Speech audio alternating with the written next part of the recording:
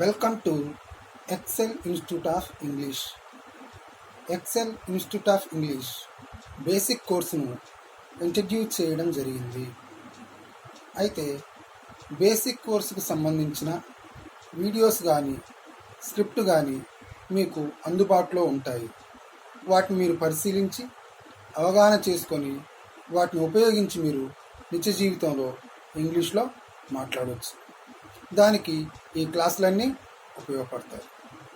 ఎవరైనా previous క్లాస్ని miss అయి ఉంటే ఆ క్లాస్ని ఫాలో అయ్యి ఆ క్లాస్లో ఉన్న లెసన్స్ నేర్చుకొని ఆ తర్వాత ప్రస్తుత క్లాస్ను ఫాలో అవుతుంటే అప్పుడు మొత్తంగా తెలుస్తుంది. అన్ని క్లాసులు కూడా స్టెప్ బై స్టెప్ అన్ని క్లాసులకు సంబంధించిన సమాచారం మీకు అందుతుంది. తద్వారా నేర్చుకోవడం అనేది ఈజీ అవుతుంది. వారు 1995 సంవత్సరం నుండి 1995 సంవత్సరం నుండి ఇక్కడ పనిచేస్తున్నారు. ఇక్కడ పని చేస్తున్నారు. రైట్. ఇప్పుడు ఈ వాక్యాన్ని తీసుకుంటే చూడండి. They have been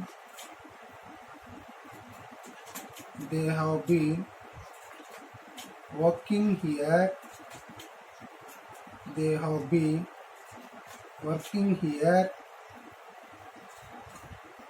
since 1995. They have been working here since 1995. They have been working here since 1995 అని చెప్పాం. అంటే సిన్స్ 1995 అంటే పాయింట్ ఆఫ్ టైం. సిన్స్ అనేది పాయింట్ ఆఫ్ టైంను తెలియజేస్తుంది, ఎప్పటి నుండి అనేది. రైట్, అవునా? ఈ has been working here for 15 years అని ఉంటుంది. అక్కడ ఫర్ ఉంది. It indicates period of time. For అనేది కాల వ్యవధిని చూపిస్తుంది. 15 సంవత్సరాలుగా ఇక్కడ పనిచేస్తున్నాడు. ఇలా ఈ విధంగా మనం ట్రాన్స్లేషన్స్ని తీసుకున్నాం. సో ఇప్పుడు ఓవరాల్గా చూస్తే వర్తమాన కాలం ప్రజెంట్ టెన్స్కు సంబంధించిన simple present, present continuous tense, present perfect continuous tense ఇవి అయిపోయాయి. రైట్. ఇవి ఎందుకు ఉపయోగపడతాయంటే మీ జనరల్గా నిత్య జీవితంలో అప్పటికప్పుడు ఉన్న సందర్భాలని ఆధారంగా చేసుకొని మాట్లాడడానికి ఉపయోగపడతాయి. దీని గురించి డెప్త్గా మళ్ళీ తర్వాత నేర్చుకుంటారు. ఇప్పుడు ఎలాగైతే డూ ఫార్మ్స్ గురించి ఎలా నేర్చుకున్నారు, statement, positive statement, negative statement, positive interrogative question, negative interrogative question, WH questions ఇలా నేర్చుకున్నారు కదా గతంలో. రైట్, అలాగే నేర్చుకుంటారు. ఇది జస్ట్ మీరు మాట్లాడడానికి సాధారణంగా జనరల్ వేలో మీరు మాట్లాడాల్సి వచ్చినప్పుడు ఇవి ఉపయోగపడతాయనే ఉద్దేశంతో తెలియజేస్తున్నాను. అంతే. ఒక సెంటెన్స్ని తీసుకున్నాను, వివరణ ఇచ్చాను. అడిషనల్ ఇన్ఫర్మేషన్ కూడా ఇదే క్లాస్లో ఇస్తాను. అందులో 4 sentence: simple present, present continuous, present perfect continuations. మరి వాటిని ఒకటే సబ్జెక్ట్ని తీసుకొని చెప్పాను. అడిషనల్ ఇన్ఫర్మేషన్ కింద ఇస్తాను. ఇప్పుడు చూడండి, అడిషనల్ ఇన్ఫర్మేషన్.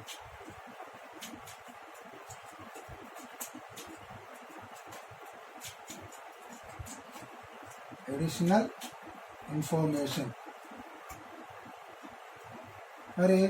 అడిషనల్ ఇన్ఫర్మేషన్ ఇప్పుడు మనం ఒక 5 సెంటెన్స్ తీసుకున్నాం.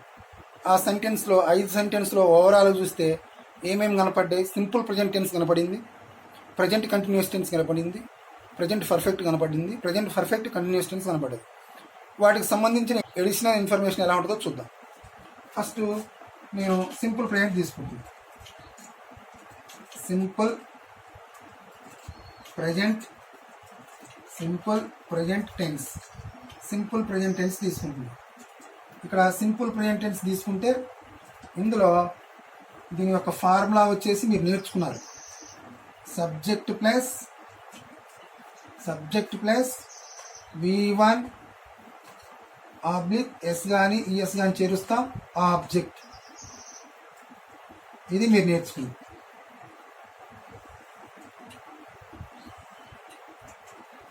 Right, okay. ఇక్కడ ఐ రీడ్ న్యూస్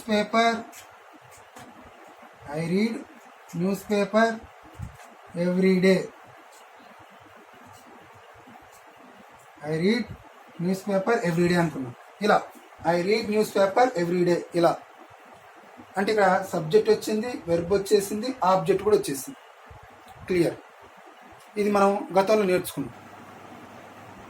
డూ ఫార్మ్స్ను ఉపయోగించి క్వశ్చన్స్ ఎలా ఫ్రేమ్ చేయాలి, అంటే నెగిటివ్ సెంటెన్స్ ఎలా ఫ్రేమ్ చేయాలి, ఇంటరాగేటివ్ క్వశ్చన్స్ ఎలా ఫ్రేమ్ చేయాలి, డబ్ల్యూహెచ్ క్వశ్చన్స్ ఎలా ఫ్రేమ్ చేయాలని మనం చూసాం. కాబట్టి వాటి గురించి ఎక్కువ చెప్పట్లేదు ఇక్కడ.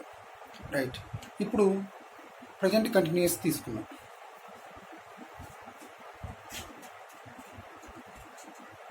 Present continuous, present continuous tense. ఈ ప్రజెంట్ కంటిన్యూస్ టెన్స్ తీసుకుంటే ప్రస్తుతం కొనసాగుతున్న పనులు తెలియజేయడానికి. ఇప్పుడు నేనేం చేస్తున్నాను చెప్తున్నాను, ఐఆమ్ టెల్లింగ్. లేకపోతే టీచ్ చేస్తున్నాను, ఐఆమ్ టీచింగ్. ఇలా అంటే ప్రస్తుతం కొనసాగుతున్న పనులను తెలియజేయడానికి మనం ప్రజెంట్ కంటిన్యూస్ టెన్స్ని ఉపయోగిస్తాం.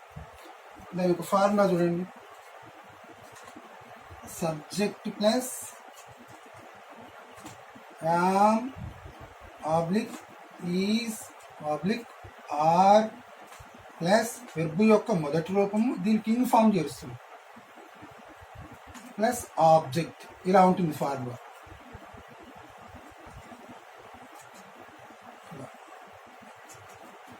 రైట్. ఒక వాక్యం తీసుకుంటే మనకు అర్థమవుతుంది. నేను క్రికెట్ ఆడుతున్నాను. నేను క్రికెట్ ఆడుతున్నాను. నేను క్రికెట్ ఆడుతున్నాను. ఇలా ఉంది. అప్పుడు నేనంటే ఐఆమ్ ప్లేయింగ్ క్రికెట్. ఇలా వస్తుంది. I am playing cricket. నేను క్రికెట్ ఆడుతున్నాను. మరి ఇక్కడ మనకు అగ్రిమెంట్ చూద్దాం. సబ్జెక్ట్ ఐ వచ్చినప్పుడు యామ్ అనే హెల్పింగ్ వర్బ్ వస్తుంది. వి, యూ, దే. ఈ సబ్జెక్టులు వచ్చినప్పుడు ఆర్ అనే హెల్పింగ్ వెర్బ్ని తీసుకోవాలి. తర్వాత సింగులర్ సబ్జెక్ట్ హీ కానీ, షీ కానీ, ఇట్ కానీ, నౌన్స్ కానీ వచ్చినాయి అనుకోండి, అప్పుడు మనం ఏం చేయాలి, ఈజ్ అనే సింగులర్ వెర్బ్ని తీసుకోవాలి. ఇక్కడ ఎందుకు హెల్పింగ్ వెర్బ్స్ అంటున్నామంటే ఆల్రెడీ మెయిన్ వెర్బ్ వచ్చినాయి. ఒకవేళ మెయిన్ వెర్బ్ రాకుండా వచ్చాయనుకోండి, అప్పుడు అవే మెయిన్ వెర్బ్ అవుతాయి. ఇప్పుడు చూడండి, నేను క్రికెట్ ఆడుతున్నా అంటే ఐఆమ్ ప్లేయింగ్ క్రికెట్ అన్నారు. అట్లాగే మీరు క్రికెట్ ఆడుతున్నారంటే మీరు, యూ ఉంది, you are, you agreement with are. ఇట్లా అగ్రిమెంట్ కూడా ఇచ్చాను, మీకు ప్రాసెస్ తెలుసు, మీరు ప్రాక్టీస్ చేయండి. రైట్. మీరు క్రికెట్ ఆడుతున్నారంటే యు ఆర్ ప్లేయింగ్ క్రికెట్. మనం క్రికెట్ ఆడుతున్నాం అంటే వీఆర్ ప్లేయింగ్ క్రికెట్. వారు క్రికెట్ ఆడుతున్నారంటే దే ఆర్ ప్లేయింగ్ క్రికెట్. అతడు క్రికెట్ ఆడుతున్నాడంటే ఈజ్ ప్లేయింగ్ క్రికెట్. ఆమె క్రికెట్ ఆడుతుందంటే షీ ఈజ్ ప్లేయింగ్ క్రికెట్. అలా మనం వీటిని ఉపయోగించి నిత్య జీవితంలో మాట్లాడవచ్చు. దానికి ఎడిషనల్ ఇన్ఫర్మేషన్ అనేది ఉపయోగపడుతుంది. ప్రజెంట్ పర్ఫెక్ట్ టెన్స్ చూద్దాం. Present perfect tense. Present perfect tense. మరి ప్రజెంట్ పర్ఫెక్ట్ టెన్స్ చూస్తే ఈ టెన్స్ని ఎప్పుడు ఉపయోగిస్తామంటే ఇప్పుడే పూర్తయిన పనులు తెలియజేయడానికి, ఈ మధ్య కాలంలో పూర్తయిన పనులు తెలియజేయడానికి మనం ప్రజెంట్ పర్ఫెక్ట్ టెన్స్ని ఉపయోగిస్తాం. చూడండి, subject plus have oblique has plus V3 plus object. ఈ ఫార్ములా గమనించండి. ఇందులో వెర్బ్ యొక్క మూడో రూపాన్ని ఉపయోగించడం జరిగింది. ఒక వెర్బ్ తీసుకుందాం, కమ్. దాని 3 ఫార్మ్స్ మనకు తెలుసుగా, కమ్, కేమ్, కమ్. కమ్ అనేది వెర్బ్ యొక్క మొదటి రూపం, కేమ్ అనేది వెర్బ్ యొక్క రెండో రూపం, మళ్ళీ కమ్ అనేది వెర్బ్ యొక్క మూడో రూపం. ఆ మూడో రూపాన్ని ఇక్కడ ఉపయోగిస్తాం. వారు ఇప్పుడే వచ్చారు. అప్పుడు చెప్పాల్సిన వారు ఇప్పుడే వచ్చారు. ఇప్పుడే వచ్చారు అంటే ఏంది, యాక్షన్ కంప్లీట్ అయింది. వారు అంటే దే, కాబట్టి దే హ్యావ్ జస్ట్ కమ్ అని చెప్పవచ్చు. Just come. చూడండి, వారు ఇప్పుడే వచ్చారు అంటే దే హ్యావ్ జస్ట్ కమ్. ఇలా చెప్పాను.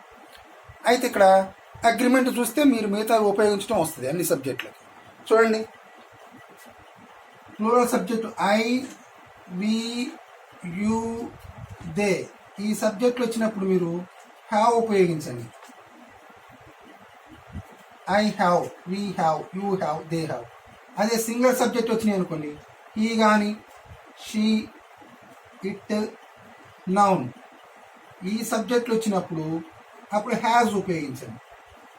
అప్పుడు ఈ has, she has, it has అలా ఉపయోగించవచ్చు. ఈ has, she has, it has ఇలా ఉపయోగించవచ్చు. ఇప్పుడు చూడండి, వారు ఇప్పుడే వచ్చారంటే దే హ్యావ్ జస్ట్ కమ్ అని చెప్పారు. అట్లా సబ్జెక్ట్ ఐ ఉపయోగించాల్సి వచ్చినప్పుడు ఐ హ్యావ్ జస్ట్ కమ్. అదే యూ ఉపయోగిస్తే you have just come, we have just come. అదే వారైతే they have just come. Singular subject అనుకోండి, సింగులర్ సబ్జెక్ట్ వచ్చింది అనుకోండి, అప్పుడు హీ, ఈ హ్యాజ్ రావాలి, ఈ has just come, she has just come, right, Ramu has just come. ఇలా ఇవి మీరు ప్రాక్టీస్ చేసుకోవడానికి, నిత్య జీవితంలో మాట్లాడడానికి చెప్తున్నాను అంతే. Right. Present perfect continuous tense ఎలా ఉంటుందో చూద్దాం. Present perfect continuous tense. Okay, present perfect continuous tense చూస్తే దీని ఫార్ములా ఎలా ఉంటుంది? Subject plus have oblique has plus been plus V1 plus ing form plus object. ఇది ప్రజెంట్ పర్ఫెక్ట్ కంటిన్యూస్ టెన్స్ యొక్క formula. ఒక వాక్యం తీసుకున్నాం. వారు ఇక్కడ 15 సంవత్సరాలుగా పనిచేస్తున్నారు. వారు ఇక్కడ 15 సంవత్సరాలుగా పనిచేస్తున్నారు. రైట్, ఇలా ఉందనుకోండి. అప్పుడు they have been working here for 15 years. వారు ఇక్కడ 15 సంవత్సరాలుగా పనిచేస్తున్నారు. They have been working here for 15 years అని చెప్పాను. అయితే అగ్రిమెంట్ చూడండి, subject I, we, you, they. ఈ సబ్జెక్ట్ వచ్చినప్పుడు మనకు హ్యావ్ బీన్ ఉపయోగించాలి. హ్యావ్ బీన్ అంతే. వాటి పక్కన వెర్బ్ యొక్క మొదటి రూపం ఇంగ్ ఫామ్ వస్తుంది. సింగులర్ సబ్జెక్ట్ అయినా హీ, షీ, ఇట్, నౌన్ వచ్చింది అనుకోండి, వీటి పక్కన హ్యాస్ బీన్ ఉపయోగించాలి. Has been plus V1 plus ing form. అలా ప్లూరల్ సబ్జెక్ట్ వచ్చినప్పుడు have been plus V1 plus ing form. Singular subject వచ్చినప్పుడు has been plus V1 plus ing form. వీటిని ఉపయోగించి మాట్లాడవచ్చు మనం. ఇప్పుడు ఇక్కడ ఒకటే సబ్జెక్ట్ తీసుకున్నాం, అన్ని సబ్జెక్టులు తీసుకోవచ్చు. నేను ఇక్కడ 15 సంవత్సరాలుగా పనిచేస్తున్నాను. I have been working here for 15 years. మీరు ఇక్కడ 15 సంవత్సరాలుగా పనిచేస్తున్నారు. You have been working here for 15 years. మనం ఇక్కడ 15 సంవత్సరాలుగా పనిచేస్తున్నాం. We have been working here for 15 years. వారు ఇక్కడ 15 సంవత్సరాలుగా పనిచేస్తున్నారు. They have been working here for 15 years.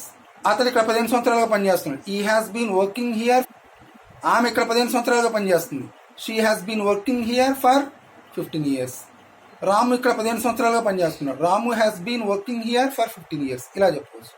Additional information ఆధారంగా మీరు వెర్బులు మార్చి కూడా సెంటెన్స్ తయారు చేసుకొని వాటిని ఉపయోగించి కూడా మీ నిత్య జీవితంలో మాట్లాడడానికి ఈ విషయాలన్నీ ఉపయోగపడతాయి.